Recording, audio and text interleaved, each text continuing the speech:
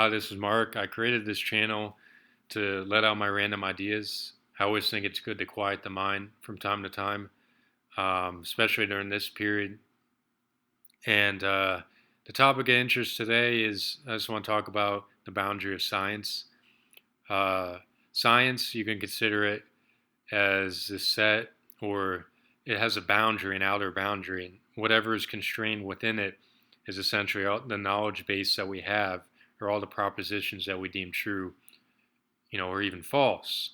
We have objectivity, and we've obtained this knowledge base. It's all relative to where, of course, our beliefs, and if we deem something false, it's relative essentially to um, the position that we are currently, in the world, essentially, because our minds we're extracting more and more knowledge. So we could deem something. Let's say we have a belief, and we deem it as false. Well, then there's an event that passes, and because of our position in time and space, it changes, and we then discard it. Well, we don't necessarily discard it fully. We'll still remember it in our repository, so that way we can make good judgment, on or better decisions. So ultimately, now the artificial world has greatly expanded, whereas the natural world has compressed. And the artificial world consists of all elements that are altered by humans. The natural world consists, you can consider it by definition, just so the set of all elements that are unaltered. So we have unaltered plus altered equals entirety. But we don't know the entirety because tends towards infinity, even though, you know, we're never going to reach it. So essentially science is always expanding towards infinity, but we're never going to reach it. So, and it's funny because we all live in a subset of science, so it's a very small world that we live in. Now, if you think of like back in the day or the beginning of time, you can consider this science as a point. We didn't have the basis until we started discovering. Humans came about world, and we eventually took in more variables over time. Because essentially, the process of adaptation and survival, if things become more complex, it's because there's more variables added into the system. And early on, there's, of course, during primitive times, different variables that we had encountered. So we ultimately had to adapt to a different lifestyle. And it was very complex. Like nowadays, if we step into the primitive lifestyle and we're living in this technological age, essentially, it's going to be very difficult to survive. It's going to be very complex initially because it diverges. The divergence from the point that we are relative to that point is large, and therefore it adds more complexity. And ultimately, the artificial world, whether like any niche that we get involved in, there's levels of complexity. And we always, we're trying, ultimately, like if you're able to simplify a process, it means that you've got to this limit of understanding. And you're able to extract or take that limit and or the level of complexity, the variables that you have been able to make sense of in your mind, and therefore because have formulated or made sense of more variables, you're able to essentially take those variables and bring it down and reduce it into its like the essence, or essentially, because a lot of the complexity is composed of a lot of elements, and the elements create the whole.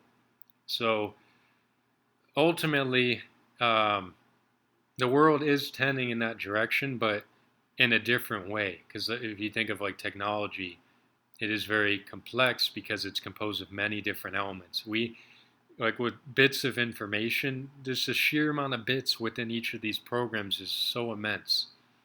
And of course, we only get like a lot of times a superficial view, so it becomes less complex ultimately on a relative scale to us because essentially, it needs to be that way because the mind, um, our minds are not able to withstand the bombardment of the minuscule bits that comprise of the whole. But we do take on more. We do make discoveries over time, like in science. We with atoms and such. We did not know they existed until relatively recently, and so we're adding more elements and levels of complexity, and it depends really on the range of perception. So if you take a point, like that's a in dimensions. You start with a point, then you get a line, then you get 2 dimensions, then you get 3 dimensions, and you keep going on. You're basically adding, um, well, in this case, you're adding more variables into the system and adding to the complexity.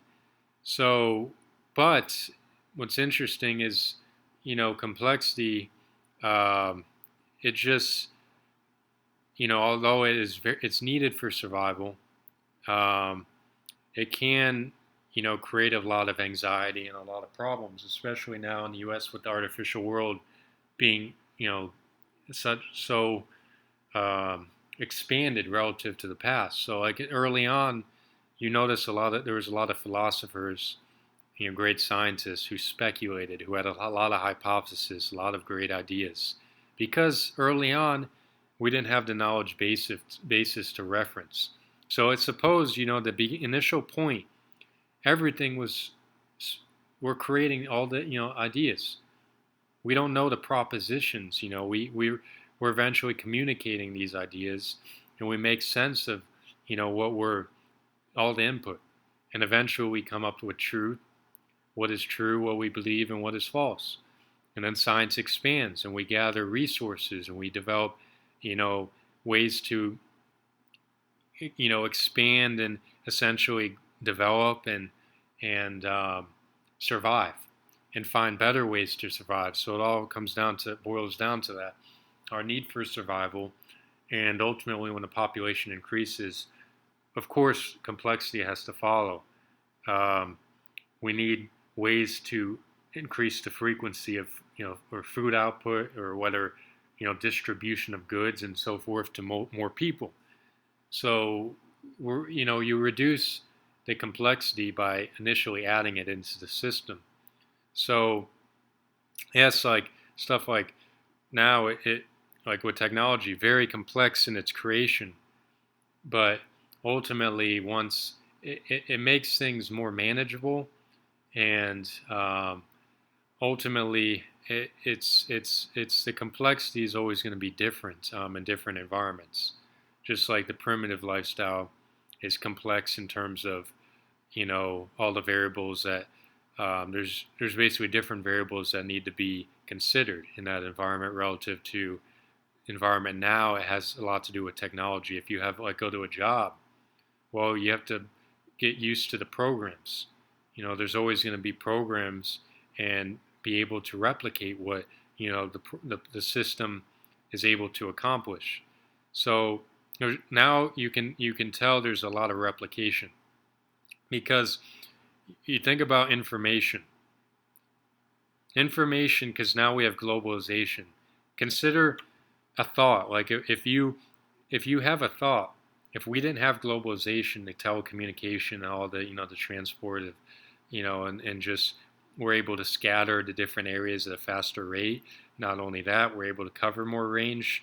We're able to overlap. So basically, if there exists, like so basically, if, the position that we we exist in, multiple positions, think of like time and space, um, and if information is, we have information overload, and if things get more complex, it follows that processing speed has to increase to accommodate such a change, because when you add more variables, in order to survive, you have to make sense and deal with the variables, especially during a rapid technological boom.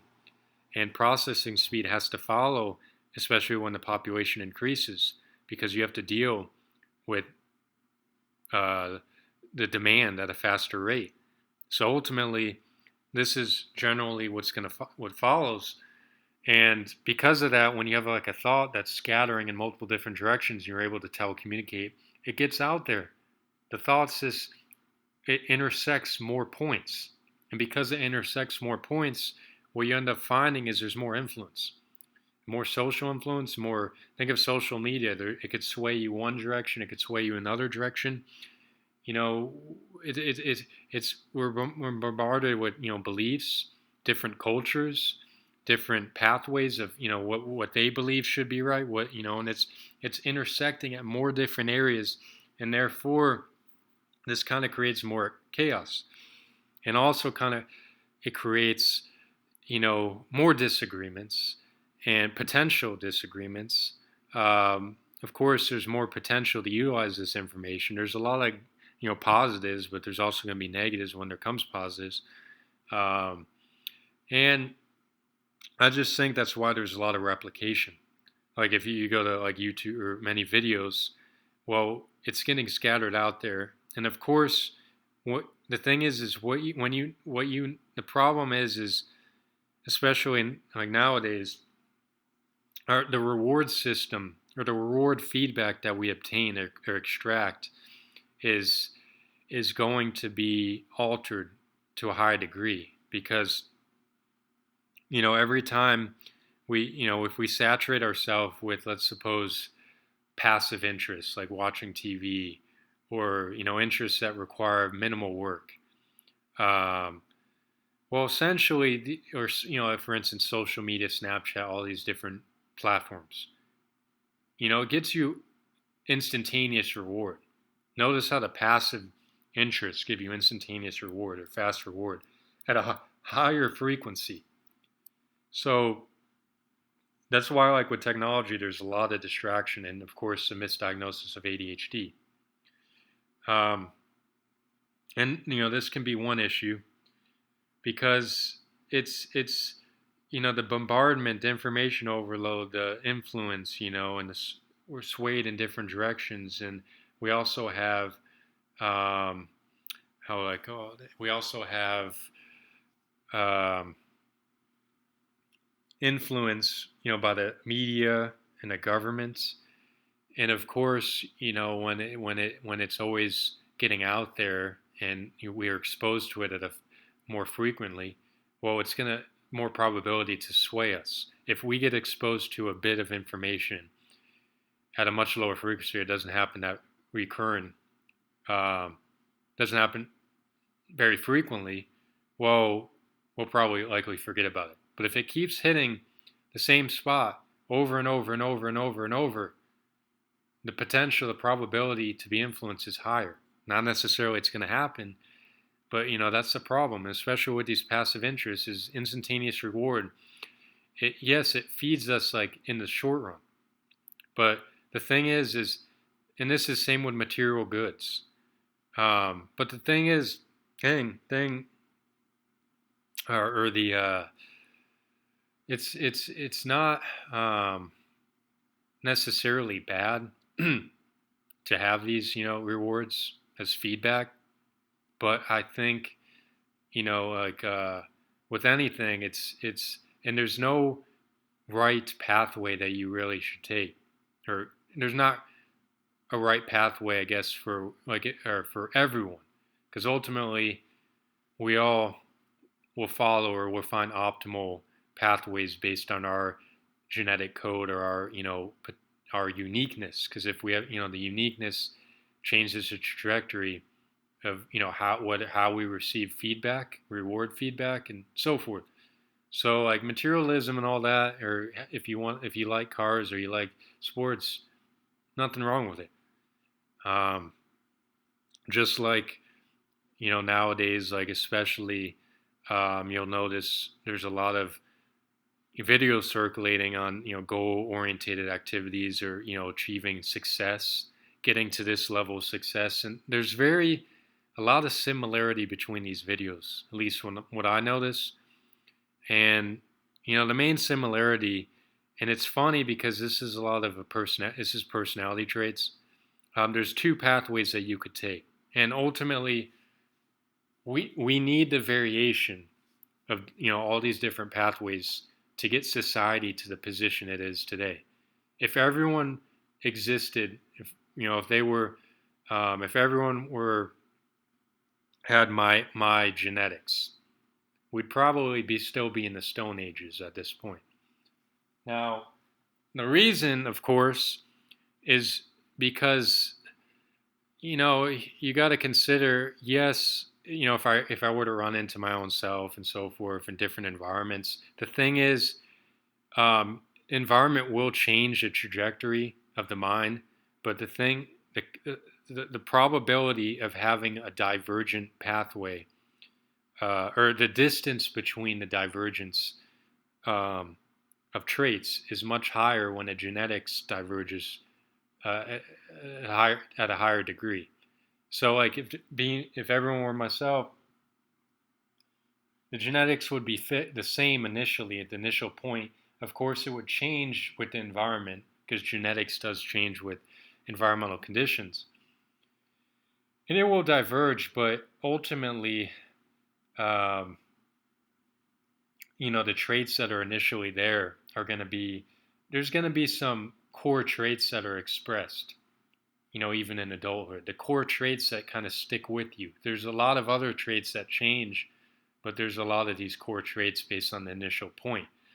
So what I'm saying is the potential is much more limited because of that. And so divergence is good, but you'll notice again, like I was mentioning in these videos, the pathways I've noticed are like if you want to get a goal, think of a goal like as a pathway from a point to another point, A to B. Well, the pathway to the least the least distance between any given 2 points is a straight line that connects each node. Now, or the two nodes. Now, that's why linear thinkers, or those who consider a linear approach or converge on the point, or convergent thinkers, are generally going to get there faster or with more efficiency. Because if you diverge too much, you may lose sight of the original line. So if you're on the line and you diverge, let's suppose you diverge at a certain rate. Well, if the rate increases, the probability of forgetting where you were or the line is higher, and therefore, you don't. It's very hard to get to your goal. You could get to your goal. I mean, ultimately, it could be, you're diverging multiple directions, and because of that, you're able to find some optimal pathway. But creativity, which corresponds to divergence of the mind, it takes a lot of energy, and it's beyond the boundaries of science. Creativity is what pulls the boundaries towards infinity. We start with creativity, we order the chaos, we bring it inward into the boundaries, or within the boundaries, make sense of it, and we expand and grow new fields. So what I'm talking about is like with the creative process, you're less likely really if you're more of a divergence. The more divergent your mind becomes to actually, get on that, lead to that, direct yourself to that goal because it needs convergence. Ultimately, well, if you use both, it could be useful. But if you don't do so much convergence, it's going to be very hard to get to that point. Because essentially, with those people who are successful, what I've noticed is they take information that is relevant. A lot of times in academics, and this is the same process, a lot of times it's about quantity. When you're creating research papers, you want to develop, of course, there has to be some novelty. But a lot of times the research has been done, or some similar experimentation or whatnot. What happens is there's some alteration of the testing or the procedures, or just to get manipulated just to get a slightly better output. So you're using a large subset of the original population of or the information and you're taking that and you're optimizing some form or making the efficiency, increasing the efficiency, and changing it to a slight degree to give some novelty to publish a paper. And because you do take this pathway, you're able to publish a higher output and yield more output. So with success, a lot the goal in the output, it's a huge reward. Um, and But the thing is, the reward is different for everyone because again, this is dependent on what came before your existence.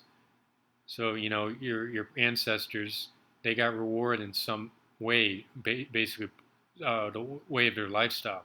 So that a lot of times is passed on, and not everyone is going to take this pathway where they try to find the fastest or shortest route from A to B using all relevant information, using external sources, and trying to extract find ideas that have been proved useful and ideas that have worked in the past and manipulating it to some degree to get to a desired um, output.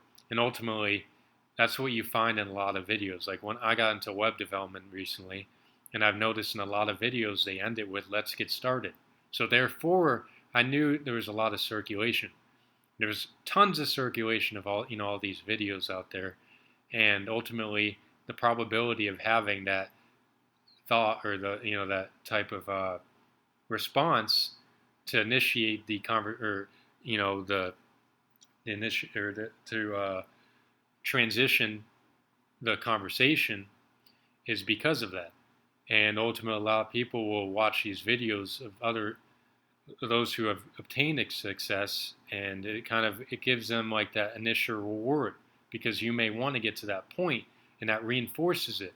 But ultimately, this isn't like the again with success. There's many different forms of success. It's not just getting to the optimal position based on, um, or I wouldn't say optimal. That's not good. I won't mention that's not good wording, but it's not. It's not necessarily. How I would put it as the absolute position.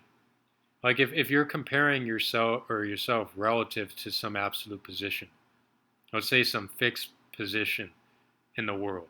Of course, at the extremes, it's very high and so forth. So like nowadays with globalization, the problem is we know what exists. Traveling, for instance, has become way more popular because globally, on a whole, more people are. Well, of course, stress is high, and when you know what exists in the world, well, the probability is more likely that you have more desires, more expectations. Think about like even this is translating in multiple different fields. Even dating, for instance, expectations are higher. Why? Because of movies. We may have an expectation about, what is, what we desire, and maybe an idealization. And ultimately, the problem, with success is we can't compare. If we compare our current success relative to that, and base our success on that distance, well, that's going to cause a lot of problems. The key is basically just finding your interest, working hard, uh, obviously learning. You always want to learn, but you don't necessarily have to grow in some certain way. Growth can be in different areas because there's going to be many different interests, and therefore what doesn't really matter. Um, in terms of success, it's you could be a fisherman your whole life and gain success in that niche, and that's fine. So the key like is because of the possibilities now that exist, when the potential, and all these videos circulating, it's kind of it does give us reward initially because we want to imagine it ourselves in our life to get to that point.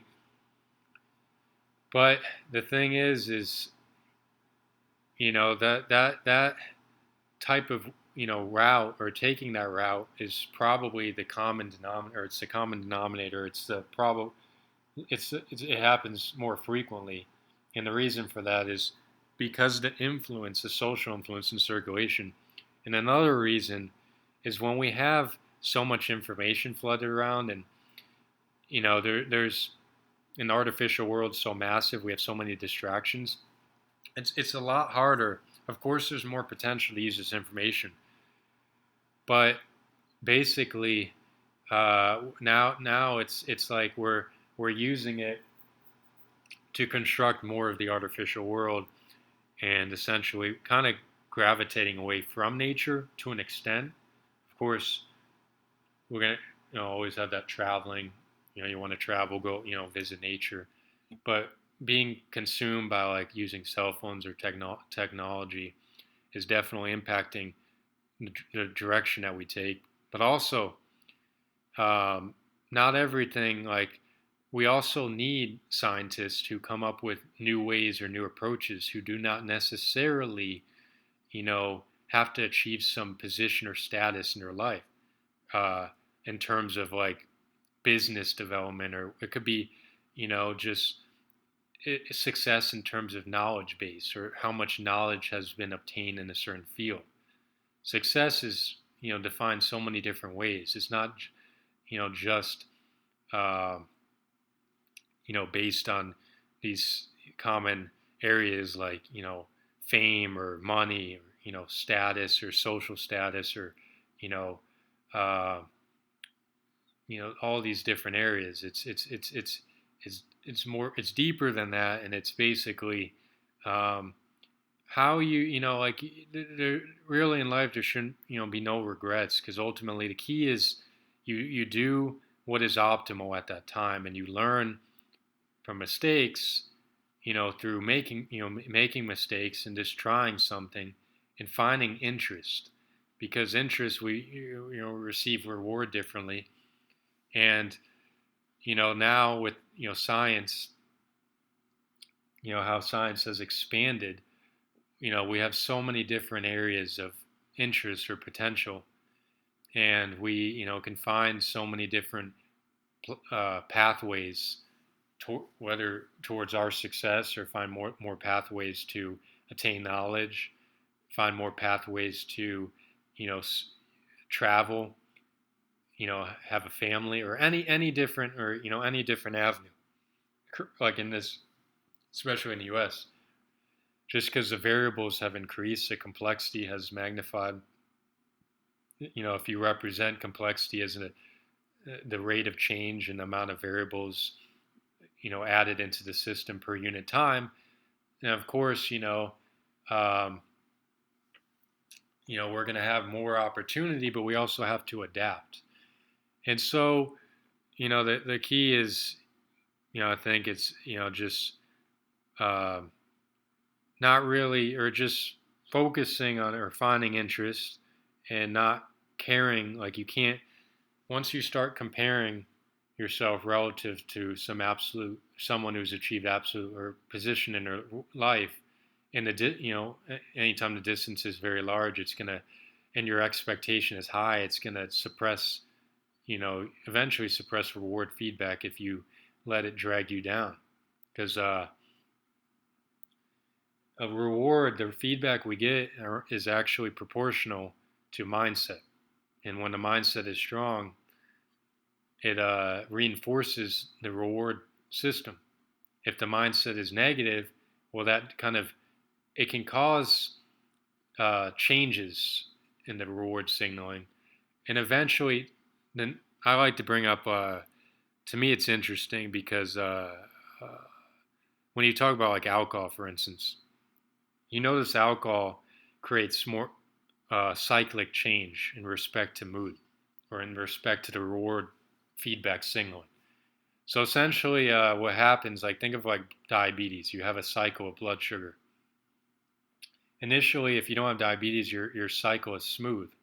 So there's less spikes, or large spikes. There's less large dips, or the dip or the trough has less magnitude, and the amplitude, the spike has higher magnitude. So so basically there's always like this midpoint or region between that you can find between the spikes, and you could consider that, let's say, equilibrium, or essentially what your body tries doing is achieving equilibrium. Well, when you drink alcohol, you're breaking that over time. But initially, what's interesting is alcohol can cause like your neurotransmitters to actually shift shift kind of or shift off balance, but it can cause spikes and larger dips, and therefore there tends to be spikes in the reward feedback, the amplification, and they become addiction. Same with drugs, you get this amplification a lot of times, and you reach a new limit, and the limit that you never existed before, and you achieve this upper limit, and because that upper limit is beyond what was ever been capable, it becomes addicting because of course it's positive to you. It's like euphoria, it's always going to be positive than your midpoint or the average level. Well, alcohol kind of does the same. It can cause changes. Some degree, some people will experience larger changes, but I like to consider it like the pre-diabetic stage. Where in the pre-diabetic stage, you're getting up and down trajectory in your cycle, but at a faster frequency. So ultimately, when you're considering like drinking alcohol, has higher frequency too, you're going to get more of these spikes and dips and so forth. Sometimes the euphoria is longer, but eventually you end up, and this happens with a lot of alcoholics, they become dysphoric. So same with diabetes. Diabetes, it's actually now a mirror image. So with diabetes, it's when you become insulin resistant, your blood sugar remains high, and it can't get back down to the midpoint. Well, when you consume alcohol in excess and destroy your liver and all the organ system, your neurotransmitters are destroyed, the communication between them, because of inflammation. You start becoming dysphoric and more dysphoric, and eventually you can't get back to the midpoint. Once you're in dysphoria, complete anger, irritability, your reward system has been destroyed by alcohol. Not absolutely, but depending, of course, you could drink and drink and drink until until the end, the end of your life. Basically, it's just and a lot of times you'll drink just to get that spike. You're still like, you go into dysphoria, you drink just to get that, whether it's to dampen, get rid of the pain, or whatnot, and it can become an addiction. So the thing is, you got to keep a positive mindset, and of course, you'll notice like it has a lot to do with genetics. So the drinking example, if you maintain a positive mindset, well, theoretically, the level of toxicity is, you're going to get less toxicity over time relative to if you started with a negative mindset. Another instance, let's say you're consuming a meal. Well, when you have a positive, relaxed mindset, it's much easier to digest relative to a stressed or negative mindset. So if you have a stressed, negative mindset, you can't digest well, you're not assimilating well, you're not giving the energy. So you're not deriving the energy, their internal energy, and therefore the distribution of energy over the entire organ system is going to be reduced, and there's likely going to be shifts in energy to deal with inflammation or other areas, and therefore this is going to cause or destroy the communication between the synapse, and therefore it's going to destroy the reward feedback. So the thing is you got to find the pathway, and ultimately, this isn't that like absolute. Like, I'm not mentioning this is right or necessarily correct, but based on my perspective, I just think like to minimize the reward feedback or the dampening of the feedback, you have to find niches or areas of interest that feed the mindset. So no matter which area you delve in this huge, like the growth or the potential of uh, or the no matter where you go in this potentiated world that we have today, um, there's always going to be a pathway that leads, to the, I would say, a maximum um, limit for, like a maximum feedback for your mindset, positive feedback. And we can't find it. Like, think of it like, you know, the, there's always going to be, you have the yin and the yang. You're always going to make mistakes. But through like all these negative downfalls, they actually uh, can easily create a positive outcome. Because a lot of times we can't maintain a static state. There's always going to be ups and downs. It's all relative to where we were previously, and time is always changing, and circumstances happen. So, the key is building resistance against external, uh, how the reaction to the external world. You gotta. I think the key, it's good to find, just beauty in the world, just the immensity of the science today. Like now, it's greater than it's ever been. It started with a point, and the potential now is so magnified.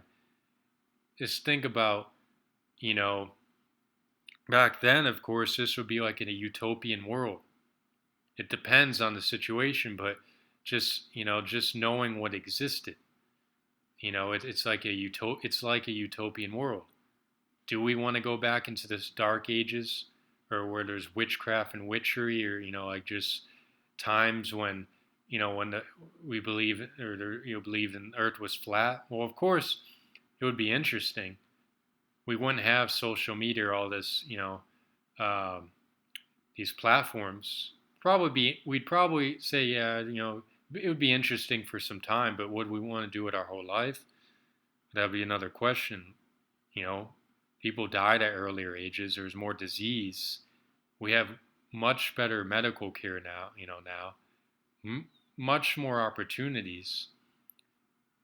Potential and multiple different avenues. So the key is like with the growth of science and the boundary is as we add layers of complexity, the potential opportunities increase, but at the same time, we got to just appreciate, you know, and what exists, and ultimately find find a way to find peace of mind, and not add too much complexity amidst the complexity, because it's good to always you know do things you enjoy. If you're creative, always try to keep creating. Like I always, for myself, when I stop being creative, it's like get very depressed. It's like empty. Sometimes my mind is like completely empty, and it's like ideas are gone, and that's depressing. But ultimately, if you continue to do stuff that satisfy these interests, it keeps the mindset, in a good position. And ultimately, peace of mind is where it's you always want to have the peace of mind and not add so much stress, so many variables, that can actually depress your overall system. So you gotta, I guess, balance is key, but it's finding the balance, doing it, your own unique way, not following necessarily a way that we think is correct, because ultimately that's just, it's closed, because we're always learning what's better and better. But, the key is it's good to utilize the information that we have within the realms of science to make, leaps, and, ultimately utilize what we need, based on our interests to reach a position that we find, satisfaction. And it boils down with work. It's just the reason the society has expanded to this degree, the science has expanded, is because the great scientists who worked their butt off, uh, the men and women who developed the systems that we have today, and just the communication platforms, and the mode of just the potential that exists. It started with work. It started with labor, a lot of labor. Now we're transitioning into less labor. The work is changing, but these great, like, anyone who got to the certain position, it's because they put sweat, blood, sweat, and tears into the equation. And when you just imagine, if you just imagine some position, well, ultimately that gives you instantaneous feedback. But the thing is the journey is really what satisfies, the fuels the long-term reward. I like to think of it as active interest. Active interest requires work, and it's based on your interest. And when you actually put energy, invest energy to learn, or to develop or grow, or move forward, or transition to new positions, well, the journey is what really matters. And ultimately, you should have no regrets, because you utilize the journey to extract the new journey. And within that new journey, you create more potential, or if you keep going forward. Because if you stop, well, the potential is there in the negative a lot of times. Like if you become depressed, well, every time like I become or get depressed and I get out of it, the potential is there. New ideas, new revelations, or something that comes to my mind because of that negativity. It's like my mind had to quiet down, or just relax, or just go to sleep, or hibernate. So ultimately, I know I'm rambling on. Well, ultimately, yeah, we just, it's key to do, take part in this world of potential, and find different avenues, and find new interests, because there's always room for improvement.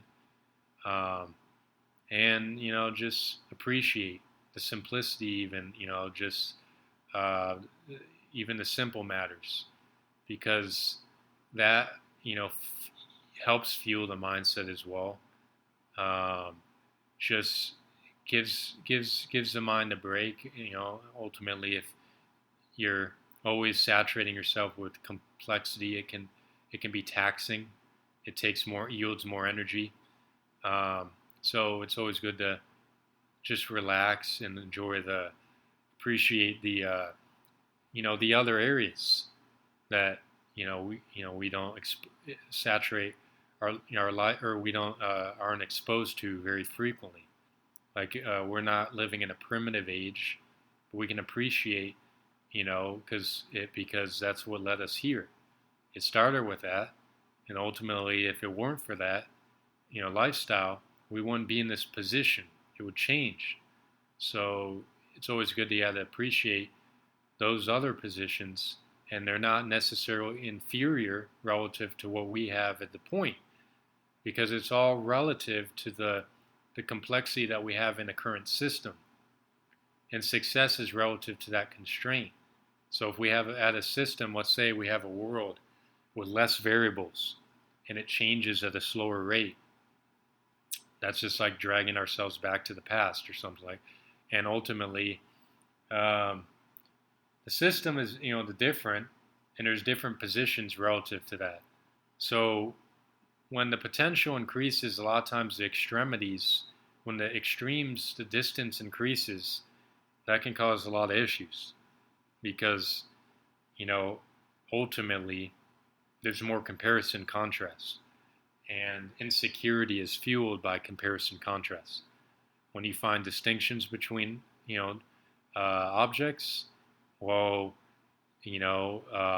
we tend to define positives and negatives, and we define our position.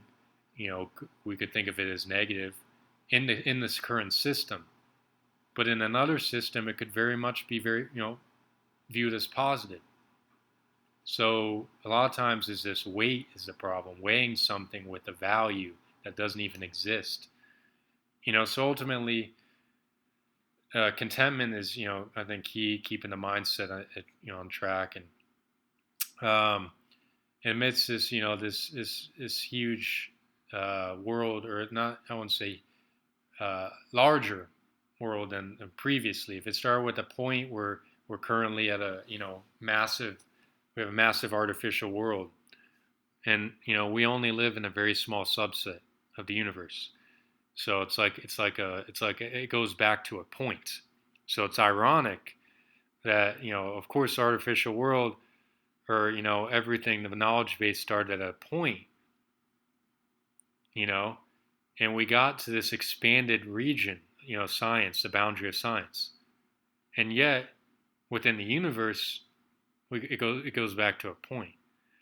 So yeah, we really live in a small world. So ultimately, um, it's good to this, sit back and know that, just that, you know know that, the universe is just, there's so much potential outside of the boundaries of science, and because of that, we could find so many new interests that go outside the boundaries, and maybe that's a way to satisfy and gain success in some way. So I always think it's good to find balance between, well, of course, living in this artificial world and trying to go outside of it. You know, not, of course, the creative process exists outside of it, but there's always, there's nature. Like if you look outside of the artificial world, it's just, it's we only view the surface, of the complexities there, but we're only viewing on the macro scale. But so we need to appreciate the simplicity amid the, because there's so many variables, the forces, all the interactions that we don't even know exists. It's they're there. They're very complex. So many, infinitely many variables, infinitely many. Yeah, we only view the finite, and it's just unaltered in its unaltered state, and it's just allows us to calm down. You know, nature allows us to calm down because it's on a macro scale, and we're not dealing with so many variables in a unit frame. So I think it's good to step outside, kind of balance between the artificial world and the boundary, stay within the boundary, and trying to go outside and maybe speculate, or explore. I think that's also important, but it's not. That's just my view, and yeah, that's it. I don't know what's going to come in store next, but yeah, this is everything I have right at this point, and hope it was somewhat interesting. And I'll see you next time.